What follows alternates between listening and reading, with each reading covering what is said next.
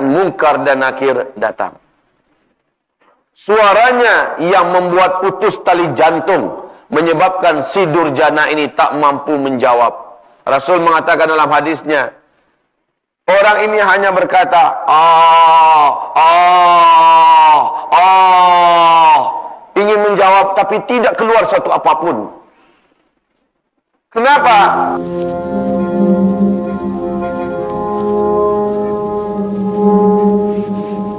Assalamualaikum warahmatullahi wabarakatuh. Alhamdulillahi rabbil alamin, wal aqibatu lil muttaqin, wala udwana illa 'alal zalimin. Qala Allah subhanahu wa ta'ala, ya ayyuhalladzina amanu taqullaha wa qulu qawlan sadida yuslih lakum a'malakum wa yaghfir lakum dhunubakum wa man yuti'illaha wa rasulahu faqad faza fawzan 'azima. Allahumma arhamna bil Qur'an. Ruh ini diantarkan ke muka bumi setelah Allah memerintahkan di langit ketujuh penerimaannya terhadap ruh orang yang beriman. Maka digabungkanlah ruh itu dengan jasad yang sudah terbujur kaku di liang lahat, ditinggalkan sendirian. Baru digabungkan saat 7 langkah terakhir orang yang tadi mengantarkan kita ke pekuburan meninggalkan kuburan kita. Sebaik ruh disatukan dengan jasad, 2 malaikat Munkar dan Nakir mendatangi roh tersebut lengkap dengan jasadnya yang sudah kembali hidup, tetapi Allah haramkan boleh bergerak. Kita sendirian, gelap, sempit, didatangi 2 malaikat yang belum pernah kita saksikan semengeri itu bentuk wajah mereka. Pertanyaan mereka bagaikan suara halilintar, petir yang sangat keras di pangkal telinga. Tapi Allah menjamin orang beriman dimuliakan oleh Allah. Kuat dia menjawab pertanyaan malaikat dengan jawaban yang benar. Ingat wahai hamba-hamba Allah, bukanlah orang yang mampu menjawab orang yang hafal di dunia apa pertanyaan malaikat dan apa jawabannya. Tapi orang yang mampu menjawab adalah orang yang isi jawaban itu telah ia amalkan ketika ia di dunia. Hanya orang macam inilah yang yuthabbitullahu alladhina amanu fil hayatid dunya wal akhirah. Allah kuatkan lidah orang-orang yang beriman di kehidupan dunia ini dan juga kelak di kehidupan setelah kematiannya. Allah kuatkan dia mampu menjawab. Setelah itu terdengarlah suara dari langit bahwa Allah menerima hamba ini dan Allah mengakui. Kemudian dibukakan pintu neraka, ada tempatnya di dalam neraka. Dia ketakutan. Malaikat Munkar dan Nakir berkata, jangan cemas, jangan kamu takut. Memang tempat ini telah tertulis atas namamu. Tapi karena engkau mampu menekan hawa nafsumu ketika engkau masih hidup, kau lawan setan yang terkutuk, kau tunduk kepada Sang Penciptamu, tempat ini telah disegel dan diharamkan buatmu selama-lamanya. Maka ditutuplah tempat itu dan dihilangkan dari pemandangannya. Lalu dibukakan tempat yang lain, tempat di dalam surga dengan segala fasilitas yang tidak terbayangkan dan tidak terkhayalkan, indahnya, lengkapnya, sempurnanya, mahalnya. Tempat itu ternyata tertulis di luar gerbangnya bahwa penghuninya adalah dia. Maka dia ingin loncat lari menuju ke tempat itu. Tetapi ditahan oleh malaikat Munkar dan Nakir. Sabarlah, tempat ini pasti akan engkau huni, tetapi setelah kiamat. Tunggu dulu kiamat terjadi. Sementara engkau disuruh oleh Allah untuk menempati satu taman di antara taman-taman surga sambil menunggu kiamat. Bersenang-senanglah engkau bersama roh orang-orang soleh sebelummu. Maka kaum muslimin, al-qabru rawdatun min riyadul jannah. Kubur itu adalah satu taman di antara taman-taman surga. Maka diantarkanlah roh ini membumbung ke langit, khusus tempatnya disebut dengan a'la illiyin, tempat roh orang-orang beriman sebelumnya yang telah meninggal dunia. Bertemulah dia, saling bertegur sapa dengan mereka dan saling bercerita. Maka kata Rasulullah SAW, siapa yang selamat di kehidupan kuburnya, di alam barzakhnya, pertanda setelah itu dia pasti selamat. Inilah nasib roh orang yang ketika hidupnya di dunia, dia lawan hawa nafsunya, dia kendalikan hawa nafsunya, dan dia mampu menepis godaan-godaan setan yang selama ini banyak menjerumuskan manusia. Dia lawan, tunduk dia kepada Al-Quran, dan dia patuh kepada tuntunan Rasulullah SAW. Kita juga telah menjelaskan bagaimana kebalikan daripada itu. Orang yang semasa hidup di dunia menuruti hawa nafsunya. فَأَمَّا مَنْ طَغَى وَآثَرَ الْحَيَاةَ الدُّنْيَا. Adapun orang-orang yang semasa hidup di dunia melampaui batas. وَآثَرَ الْحَيَاةَ الدُّنْيَا, dan dia lebih memprioritaskan kehidupan dunia daripada kehidupan akhirat. Dia habiskan seluruh waktunya buat memburu dunia dan mencampakkan akhirat. Orang yang semacam ini menyaksikan 70.000 malaikat menghinakannya yang turun dari langit. Wajah mereka gelap, mata mereka garang dan marah. Tidak ada rasa dan bentuk kasihan sedikit pun di wajah mereka terhadapnya. Ditarik nyawanya oleh malaikat maut dengan paksa, dengan tamparan, dengan pukulan, agar roh mau keluar dari jasad. Inilah kematian yang su'ul khatimah. Saat jasadnya dengan begitu kasar dikeluarkan, telah keluar. Kaum muslimin yang kami muliakan, ketahuilah, sesungguhnya roh ini betul-betul diperlakukan dengan sangat hina oleh 70.000 malaikat ini. Diseret dan dibawa dalam keadaan hina ke langit. Ditutup pintu langit oleh malaikat penjaga gerbang langit. Tidak diizinkan lewat karena bau yang sangat busuk daripada bau ruh ini. Ma'asyiral muslimin, menggelegarlah suara dari langit. Sesungguhnya hamba yang hina ini memang tidak layak menembus 7 lapis langit.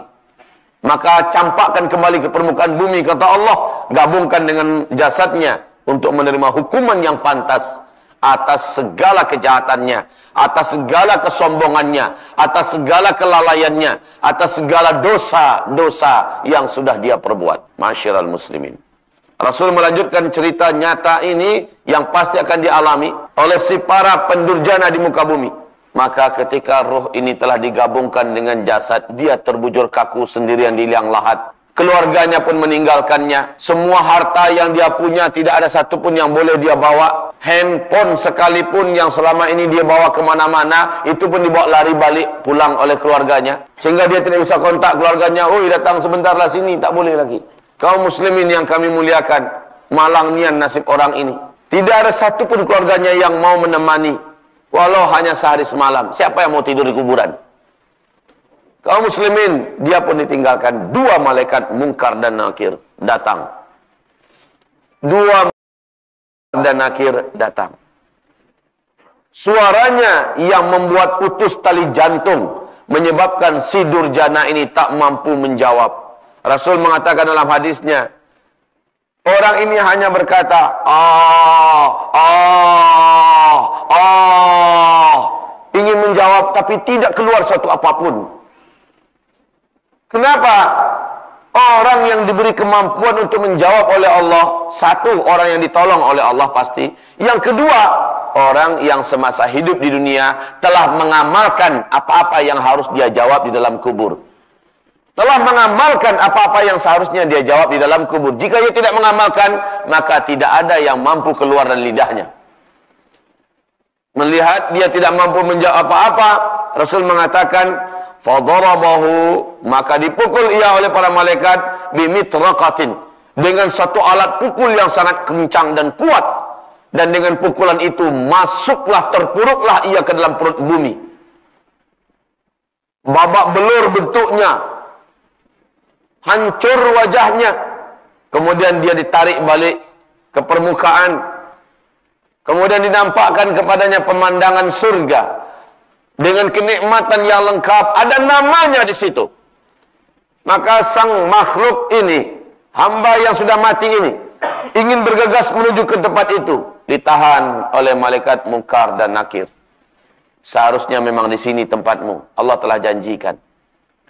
Tapi karena engkau memperturutkan hawa dan nafsumu semasa hidup, engkau benarkan rayuan dan godaan syaitan yang terkutuk, engkau tidak tunduk kepada Al-Quran, engkau bantah sunnah, hidupmu sesuka hatimu, tidak mau diatur dalam agama, maka tempat ini disegel buatmu, dan engkau tidak layak menjadi penghuninya, ditutup. Lalu dibukakan pemandangan neraka, azab yang mengerikan, tempat tinggal yang tertera di situ namanya. Maka dia ketakutan. Dikatakan oleh malaikat Munkar dan Nakir, sesungguhnya inilah tempat yang akan engkau huni setelah kematian ini. Tetapi engkau baru menjadi penghuninya setelah kiamat terjadi. Maka dia pun berdoa, doa yang tidak akan merubah apa-apa. Allahumma ajlis sa'ah. Ya Allah, lambatkanlah kiamat terjadi. Ya Allah, lambatkanlah kiamat terjadi. Karena dia tidak mau tinggal di tempat yang sudah disediakan. Dan tempat itu baru akan dia duduk di dalamnya setelah kiamat terjadi. Makanya dia berdoa, Ya Allah, lambatkanlah kiamat. Ma'asyiral muslimin yang kami muliakan, di mana dia diletakkan? Di asfalas safilin, dalam perut bumi. Para ulama-ulama ahli hadis, para fuqaha imam mazhab yang 4 mengatakan hanya 2 tempat roh. Satu di a'la illiyin, bergabung dengan roh orang-orang soleh yang beriman dan bertakwa yang telah meninggal sebelum kita. Dan itu adalah satu taman di antara taman-taman surga yang ada. Satu lagi tempat orang roh-roh yang ada adalah di asfalas safilin, di dalam perut bumi yang paling hina, yang paling rendah, disiksa pagi, petang, siang, dan malam. Siksa kubur adalah nyata, wahai hamba-hamba Allah. Rasulullah lewat di sebuah kuburan, di sekumpulan kuburan, dengan menunggangi unta. Tiba-tiba untanya mengamuk. Rasul turun cepat dan untanya dibawa menjauh, ditambatkan di batang kurma. Lalu Rasul bertanya, kuburan siapakah itu? Sahabat menjawab, itu kuburan fulan bin fulan, yang itu kuburan fulan bin fulan, dari kabilah anu, dari kabilah anu. Mereka berdua sedang diazab saat ini, kata Rasulullah. Binatang mampu mendengarkan suara mereka. Selain jin dan manusia mendengarkan ratapan, raungan, kesakitan orang-orang yang diazab di alam barzakh. Masyiral muslimin yang kami muliakan. Yang pertama diazab karena kalau buang air kecil dia tidak istinja, dan juga suka buang air kecil di pemandangan umum, tempat terbuka. Yang kedua, kata Rasulullah sallallahu alaihi wasallam, yang kedua kerjanya memecah belah dan mengadu domba orang, sehingga orang-orang jadi bermusuhan dan pecah kongsi, bercerai suami istri gara-gara lidahnya, maka mereka sedang diazab. Rasul sallallahu alaihi wasallam bersabda bahwa aku dibawa jalan-jalan oleh malaikat Jibril dan Mikail ke suatu tempat yang tidak pernah aku saksikan tempat itu ada di bumi ini. Maka ternyata tempat itu adalah alam kubur. Kusaksikan seorang lelaki sedang merebahkan badan, sedang terlentang merebahkan badan. Laki-laki yang lain datang dari tempat, dari arah belakangnya, membawa satu bongkah batu sebesar kelapa. Tiba-tiba saja yang tadi rebahan, yang tadi tidur-tiduran, dihantam oleh yang datang dengan batu tersebut kepalanya.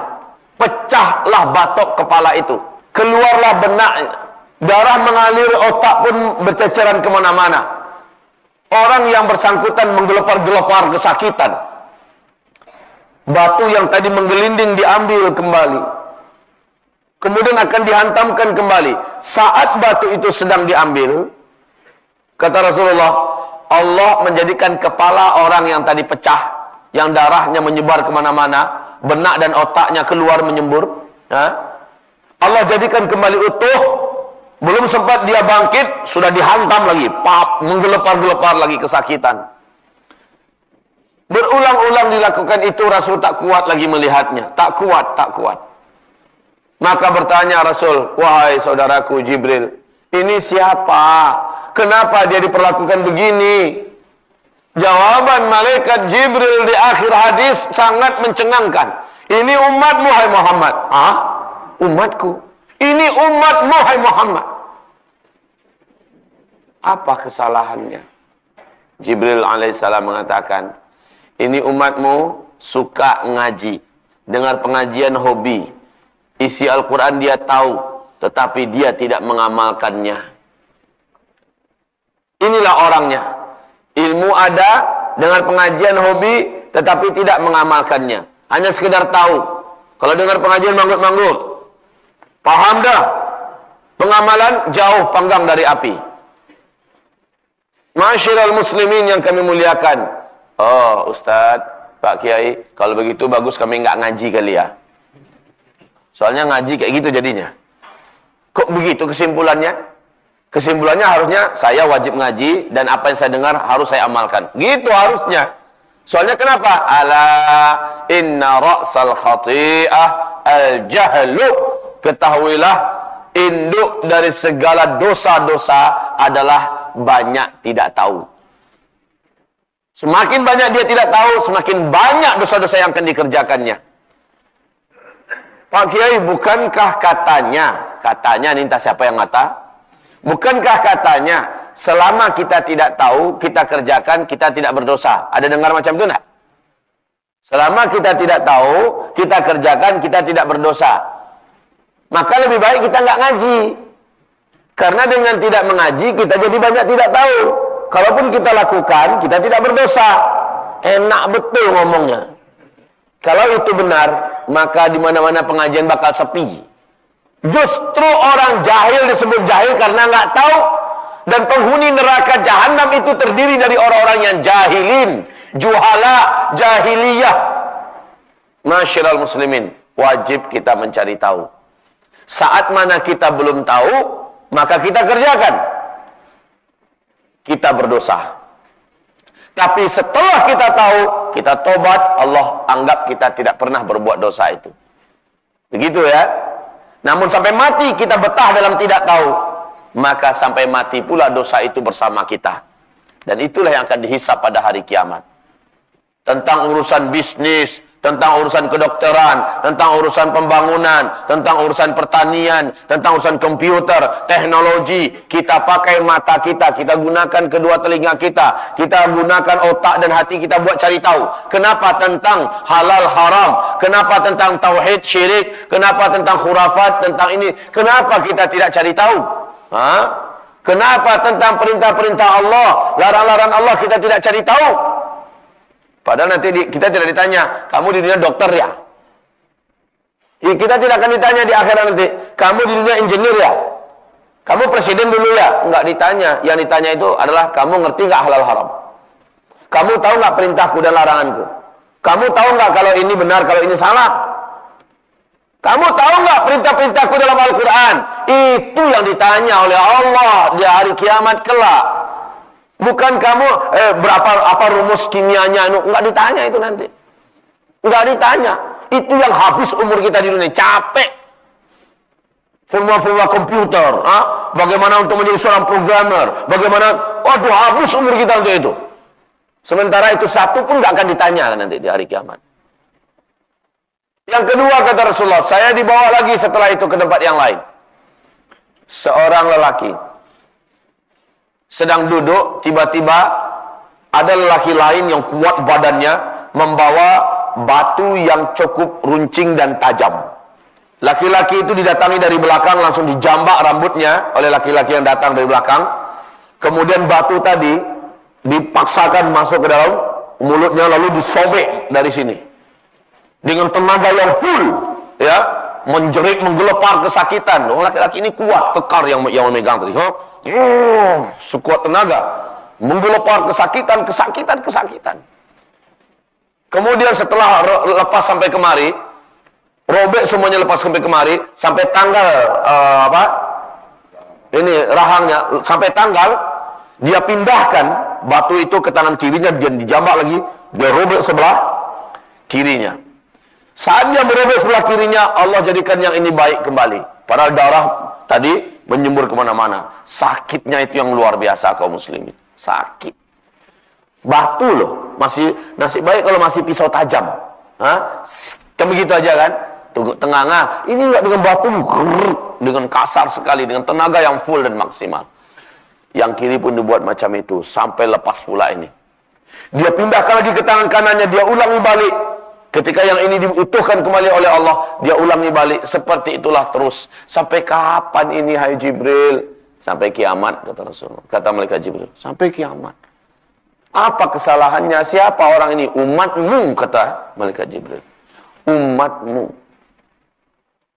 Apa kesalahannya? Dikatakan kepada Nabi Muhammad, inilah umatmu yang semasa hidup di dunia suka memfitnah orang. Suka mengadu domba orang, suka menuduh dan menjadikan orang dibenci, dimusuhi. Kalau ulama, menjadikan ulama ditangkap, diusir, disiksa dan dibunuh. Kalau dia orang biasa, teman sejawat kerja, akhirnya dia dipecat dari pekerjaannya gara-gara mulutnya. Assalamualaikum. Assalamualaikum. Lihatkan, Nabi pun dibawa ke tempat yang lain. Masya Allah, ini yang mengerikan kaum muslimin. Apa yang dilihat oleh Rasulullah SAW? Tungku raksasa. Tungku raksasa. Tungku tahu? Tempat pemanggangan, api yang sangat besar, kemudian ada kuali besar. Ada kuali yang sangat besar. Kuali besi kaum muslimin. Memerah karena api yang memanggang dari bawah. Dari dalam terdengar jeritan-jeritan dari dalam itu. Kemudian Nabi diajak untuk naik ke tempat yang agak tinggi, melihat apa yang ada di dalam kuali itu. Kuali, oke, faham? Dilihat apa yang ada dalam kuali. Ternyata laki-laki, wanita dalam jumlah yang cukup banyak telanjang bulat. Kualinya panas, memerah kaum muslimin. Mereka itu yang mereka pijak. Allahu Akbar. Tanpa alas kaki, telanjang bulat. Bayangkan panasnya dan mereka tak boleh mati. Sementara kulit mereka setiap kali terhangus, Allah balikkan balik. Mereka mencoba naik ke atas untuk bisa lari dan keluar dari kuali yang sangat panas itu. Setiap kali mereka sampai di atas, api yang di bawah menyambar dan menghantam mereka masuk lagi ke dalam. Betul-betul tak kuat mata Nabi melihat. Dan Nabi berkata, cukup, tak kuat melihat. Orangan jeritan dan teriakan kesakitan. Lalu ditanya, siapa itu? Umatmu, kata malaikat Jibril. Apa kesalahannya? Sampai kapan di dalam? Sampai kiamat. Kesalahannya, ketika dia masih hidup di dunia, dia berzina ke sana kemari. Laki-laki dan wanita. Kemudian Nabi dibawa ke tempat yang lain. Ada orang-orang yang berenang dalam sungai darah. Ketika orang-orang yang berenang ini kelelahan, mereka berusaha ke tepi. Ternyata di tepi sudah menunggu lelaki yang memegang kerekel-kerekel yang sangat banyak. Saat dia sampai ke tepi, dia ambil rambutnya, dijambak dengan kuat, dan dimasukkan kerekel itu dengan paksa ke dalam mulutnya. Ditekan kerekel itu sehingga pecah-pecahlah tenggorokan dan lehernya ini. Ditekan dan dimasukkan ke dalam dengan kekuatan yang tidak terhingga. Sakit apa yang tidak disebut? Ya Allah. Kemudian meronta-rontalah orang ini, lalu lepas, dia berenang lagi ke dalam, terminum-minum air darah tadi. Dia tidak boleh mati, tapi sakit itu dia rasakan. Ya Allah, ya Rabb. Saya pernah, Pak. Pernah, ini pengalaman yang betul-betul mudah-mudahan menjadi ibrah bagi diri pribadi. Di Tanah Suci, saya makan. ikan. Ikan adalah favorit saya. Saya makan ikan. Entah bagaimana ceritanya, masuk tulang besar. Lalu tulang itu tinggal di dalam ini. Aduh ya Allah, sakitnya. Sampai menetes air mata itu menahan sakit. Ini tanah suci di Mekah. Saya berusaha dengan segala macam cara untuk mengeluarkan tersebut. Ternyata semakin saya berusaha, semakin menambah sakit. Jemaah semuanya sudah kasihan melihat saya. Air mata mengalir, sakit, ya Rabb. Kemudian akhirnya saya pergi ke Ka'bah, saya tawaf. Putaran pertama air mata mengalir terus, isi doa saya cuma, ya Allah keluarkanlah tulang ini, sakit ya Allah. Keluarkanlah tulang ini. Saya tahu kedua, isi doa saya cuma itu, ya Allah lepaskanlah tenggorokan hamba, bebaskanlah hamba dari tulang ini. Sakit ya Allah. Mungkin kalau orang melihat, ya Allah khusuk betul lah orang ini nangis terus. Padahal kita nangisnya kesakitan. Ya. Putaran ketiga, isi doanya cuma satu aja. Selamatkan hamba dan bebaskanlah, keluarkanlah tulang ini ya Allah. Terus, sampai putaran ketujuh, lalu saya berakhir di multazam, salat sunat 2 rakaat di belakang makam Ibrahim. Setelah itu, pulang ke rumah. Pulang ke hotel. Sesampainya di hotel, pergi ke kamar mandi, sekali saja saya mendem, langsung keluar. Besar Pak tulang tuh, besar. Dari mana dia? Enggak, bukan tulangnya saya bawa ya. Maksud saya, sepanjang ini ada tulang tuh. Macam mana cara masuknya saya pun tak tahu. Tapi subhanallah, dengan sangat mudah keluarnya setelah pulang dari tawaf, hanya dengan mendem, keluar dia. Subhanallah besar. Saya kasih lihat semua jamaah besar, biji mata jamaah melihatnya. Itu tulang atau apa? Kok bisa masuk? Intinya itulah takdir dari Allah. Saya diperingatkan, entah apa kesalahannya. Sampai sekarang saya belum tahu apa ya kesalahan saya. Pasti ada kesalahan saya itu. Nah, kaum muslimin yang kami muliakan, sakit. Bagaimana orang yang batu kerikil dipaksa masuk dan sampai pecah-pecah. Bahkan ada di antara ujung-ujung batu yang keluar dari tenggorokannya. Ini yang dirasakan. Ketika dia tidak tahan, dia merontak, lari lagi ke tengah sungai, dilempar dengan batu-batu itu, ditimpukin dengan batu-batu itu oleh orang yang di tepi sungai tadi. Rasulullah bertanya, siapa ini? Maka Jibril menjawab, ini umatmu hai Muhammad, semasa hidup di dunia dia tengkulak. Tengkulak paham? Tengkulak tidak paham. Apa? Pak Rizal apa? Broker. Lintah darat. Oke, lintah darat paham? Lintah darat. Pengisap darah orang. Broker kah itu? Oke. Dracula itu kaum muslimin, memang kisah nyata itu. Dia seorang muslim yang akhirnya murtad dan dia suka membunuh, bahkan puluhan ribu kaum muslimin dibunuhnya dengan cara-cara penyiksaan paling sadis di muka bumi. Dracula itu kisah nyata. Dan dia bukan pengisap darah orang ya, tetapi suka membunuh orang, dan orang yang dibunuhnya orang muslim. Silakan dilihat di buku-buku sejarah, ada itu, searching di internet, Dracula keluar itu. Kisah yang sebenarnya mengerikan itu, manusia yang sangat-sangat sadis ya. Dan kaum muslimin, inilah lintah darat. Pinjamkan orang 1 juta, minta kembalian 1.100.000. Ini umpama ya. Pokoknya dia pinjamkan minta lebih. Riba, pemakan riba. Pemakan riba. Inilah dia, nasib akan dialaminya.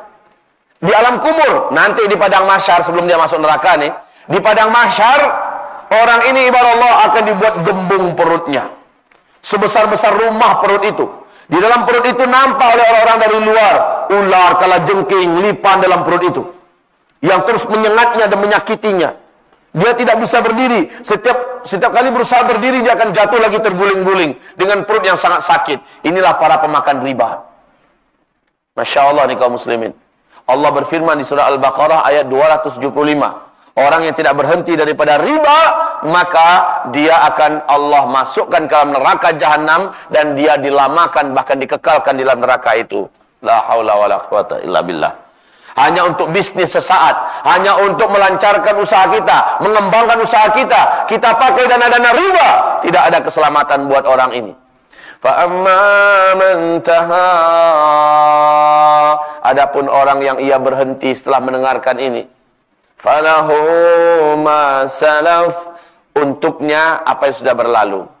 Allah maafkan, sudahlah, harta yang, rumah yang sudah dibangun, tanah yang sudah dibeli, apa-apa aset-aset usaha yang sudah dimiliki dengan dana memutarkan riba, Allah jadikan itu milik kamu lah. Tapi kamu wajib berhenti dari sekarang. Sisa yang masih ada di bank yang bunga-bunganya nggak boleh kamu ambil. Nah, kalaupun diambil, Syekh Islam Ibnu Taimiyah menjelaskan satu saja masrafnya, tempat keluarnya, yaitu pergunakan buat kepentingan jihad fi sabilillah. Dan itu cocok dikirim ke Suriah, cocok dikirim ke Palestina, ya, untuk kepentingan jihad, bunga-bunga bank yang masih ada. Lalu bagaimana dana kita? Selamatkan. Kalau ada bank syariah, pindahkan ke bank syariah. Tidak ada lagi uang yang akan beredar dalam kepentingan riba. Ini yang disaksikan oleh Nabi Muhammad. Selanjutnya Nabi Muhammad SAW dibawa ke berbagai pemandangan-pemandangan yang tidak kalah mengerikan. Ini adalah pemandangan kubur, wahai hamba-hamba Allah. Ini pemandangan kubur, azab kubur. Ruh kita akan mengalami penyiksaan. Mungkin badan telah hancur, mungkin badan telah dibinasakan, tetapi ruh akan tetap mengalami penyiksaan itu. Yang merasa sakit kan badan apa ruh kaum muslimin? Bangkai, dicubit, dipanggang, diapa, itu tidak akan merasakan sakit. Tapi ketika ruhnya ada, maka ruh itu merasakan sakit yang luar biasa. Yang menderita ketika keluar dari badan itu adalah ruh. Yang disiksa di alam barzakhnya adalah ruh. Walaupun ada sebagian ulama mengatakan ruh dan badannya Allah siksa bersamaan. Sebenarnya seperti apa pastinya sama-sama kita saksikan nanti. Dan semoga bukan kita orang-orang yang akan disiksa. Amin. Ya Rabbal Alamin. Kita berlindung pada Allah dari azab kubur. Allahumma inni a'udzubika min azabil qabri wa a'udzubika min azabin nar wa a'udzubika min fitnatil mahya wal mamat wa min fitnatil masiihid dajjal. Ini doa dibaca sebelum Assalamualaikum warahmatullahi wabarakatuh. Assalamualaikum warahmatullahi. Imam Taus bahkan menyuruh anaknya, nak, ulangi balik salatmu, kamu belum baca doa itu lagi. Ya, dia dekatkan kupingnya, telinganya ke bibir anaknya. Anaknya baca enggak? Ternyata enggak dibaca. Assalamualaikum, assalamualaikum. Diulang, nak, ulang balik salatmu. Baca doa itu, nak. Jangan kamu tak baca. Baca tuh doa. Allahumma inni a'udzubika min azabil qabri. Mula-mula Bunda Aisyah tidak percaya kalau ternyata azab kubur itu ada. Kenapa? Karena ada seorang wanita Yahudi datang ke rumah, berkunjung ke rumah Bunda Aisyah radhiyallahu anha. Apa kata wanita Yahudi itu? Semoga kamu diselamatkan Allah dari azab kubur. Maka Bunda Aisyah bertanya pada Rasul, memangnya ada azab kubur ya Rasulullah?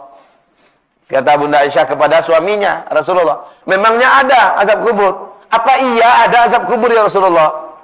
Maka Rasulullah SAW mengatakan, ya, benar wanita Yahudi itu telah diberitakan kepadaku apa-apa yang akan dialami setiap manusia yang penjahat hidupnya di dunia ini, yang ahli maksiat di dunia ini, apa-apa yang akan mereka alami. Allahumma inni a'udzubika min azabil qabr. Apa kata Bunda Aisyah? Saya melihat Rasulullah adalah orang yang paling nyinyir berdoa. Nyinyir kan, tahu kan? Yang paling banyak berdoa tentang azab kubur. Allahumma inni a'udzubika min azabil qabri wa min azabin nar wa min fitnatil mahya wal mamat wa min fitnatil masiihid dajjal.